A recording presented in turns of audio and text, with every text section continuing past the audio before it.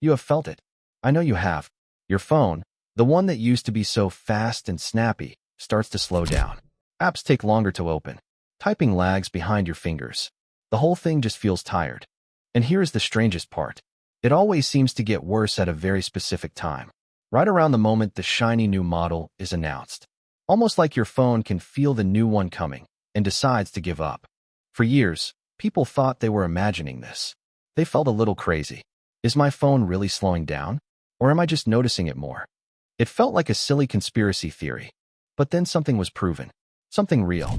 It turns out you were not imagining it at all. In fact, we can even see it in the numbers. When new phones came out in the autumn of 2017, the number of people searching the internet for the words iPhone slow jumped by about half. All at once, millions of people, all feeling the exact same thing at the very same time. So what is really going on? Is your phone being slowed down on purpose? Or is something more complicated happening? The answer is a mix of both. And by the end of this video, you will understand exactly why your phone feels old right on schedule. Because your phone, in more ways than one, was built to fail. Let's start with the part that is not a theory. The part that was proven, admitted, and punished. People call it Batterygate. For a while, people with older iPhones noticed their phones getting slow after a software update. They complained. Apple said little. Then, in late 2017, the truth came out. And Apple admitted it. They confirmed that they had been slowing down older iPhones. On purpose. Through a software update. This is a huge thing to admit. Your phone, sitting in your pocket, had been quietly made slower by a company far away, without your say. Now, Apple gave a reason. And it is worth hearing fairly. They said that as a phone's battery gets old and weak, it can suddenly shut the phone off, even when it says there is charge left. So, they said, they slowed the phone down to stop those sudden shutdowns. In their eyes, a slow phone was better than a phone that dies without warning. Maybe there is some truth to that. But here is the giant problem. They did it in secret. They hid it inside a normal update. They did not tell you it was happening. And they did not clearly say, hey, your battery is old. Pay a little for a new battery, and your phone will be fast again. So what did millions of people do? They felt their phone get slow. They decided it was worn out, old, finished. And they went and spent a lot of money on a brand new phone. When all they really needed was a fresh battery, worth just a little. The world was furious when this all came out. And Apple paid for it. In the United States, they agreed to pay around $500 million to settle a lawsuit. In France, they were fined 25 million euros.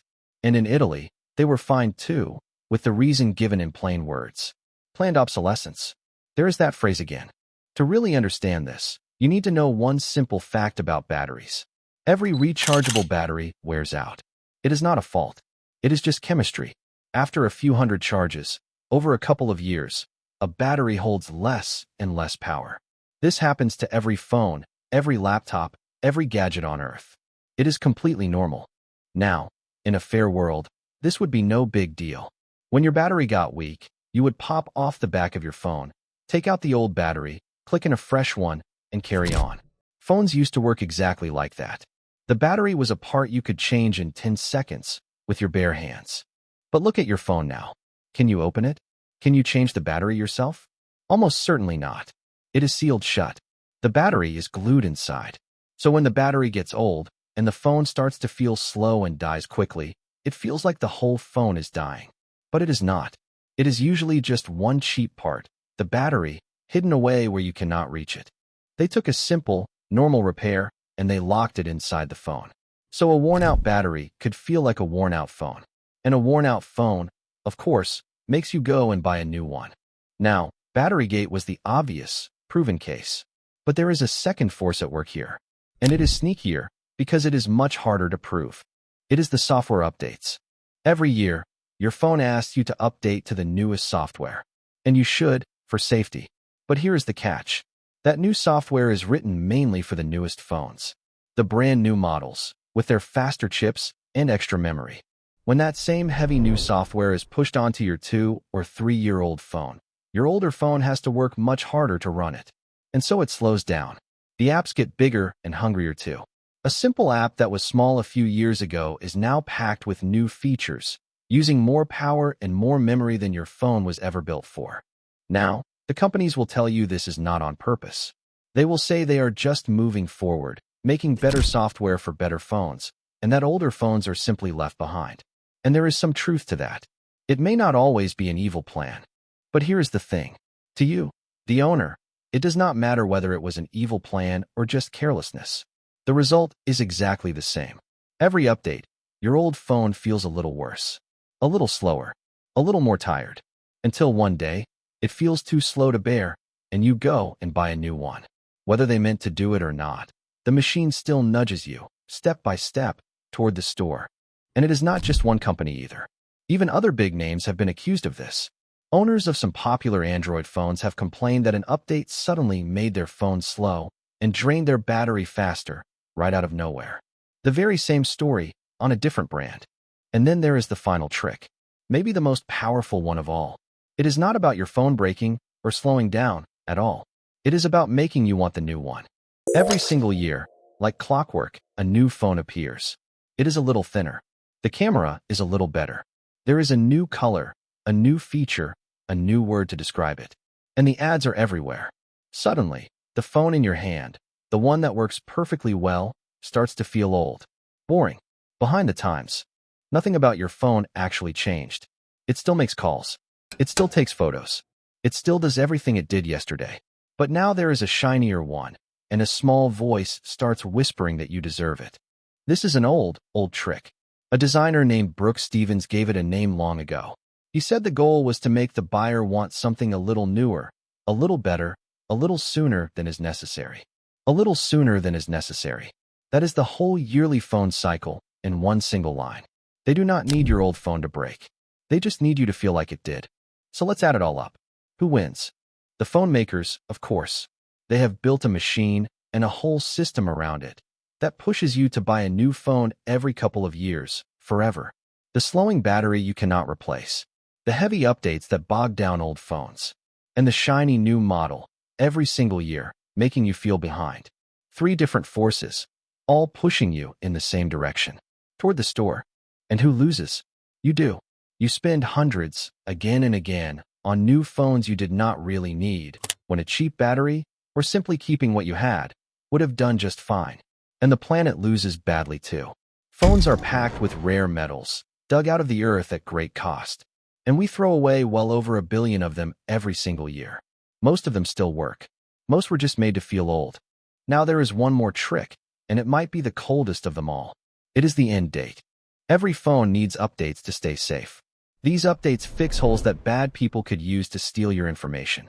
So updates are not just about new features. They are about safety.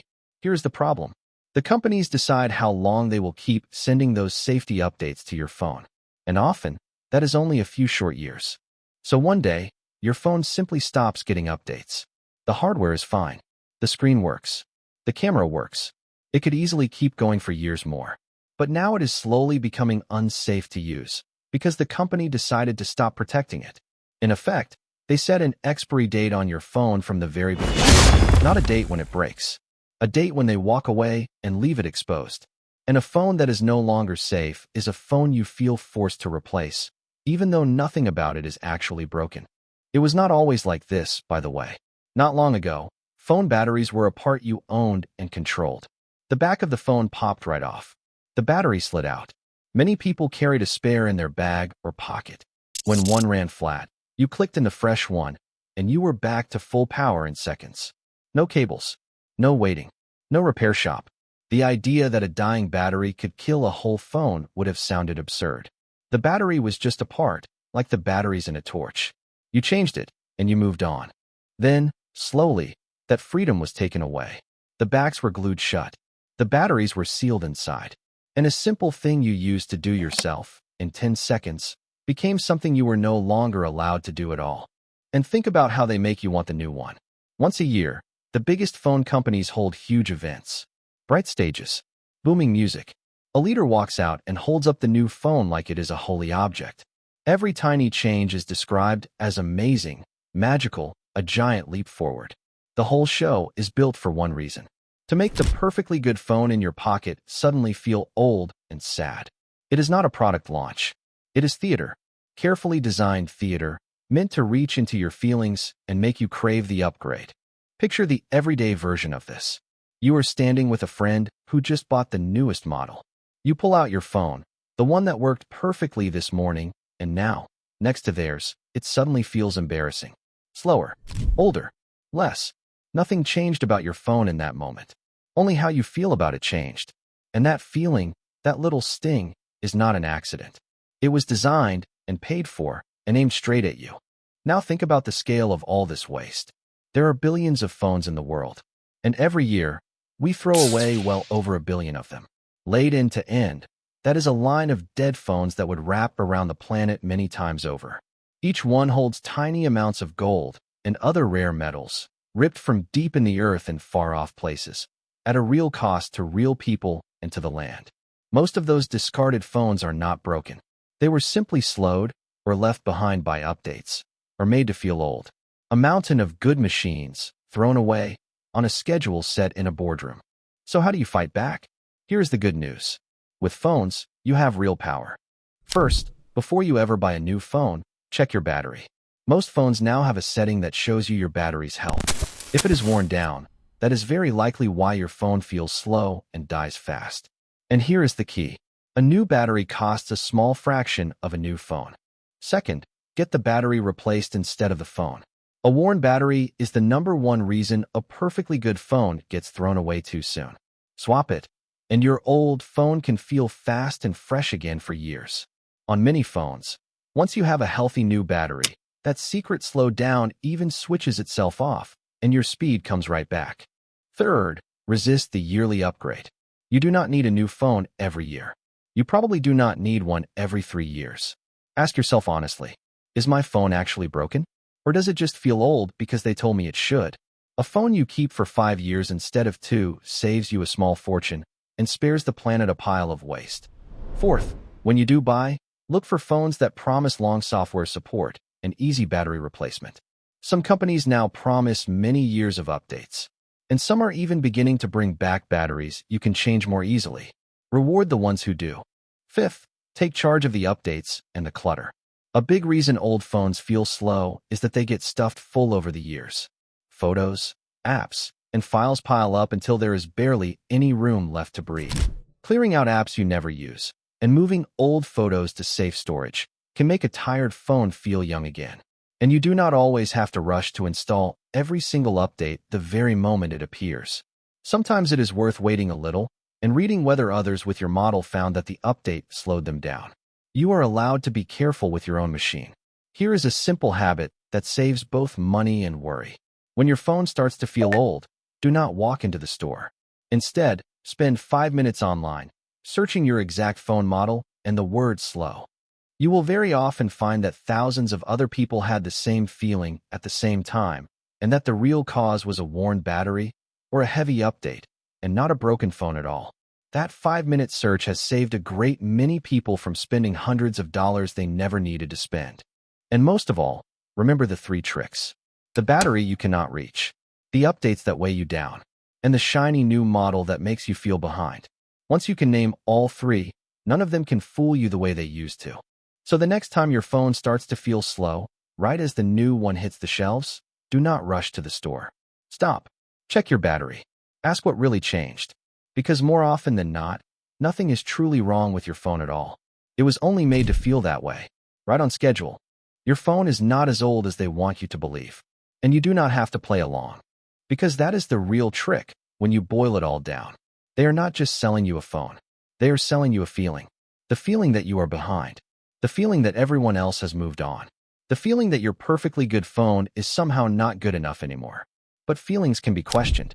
And the moment you start asking, calmly, whether your phone is truly broken or just made to feel that way, their whole yearly machine loses its grip on you. You buy when you need to, not when they tell you to. This is just one gadget in your pocket.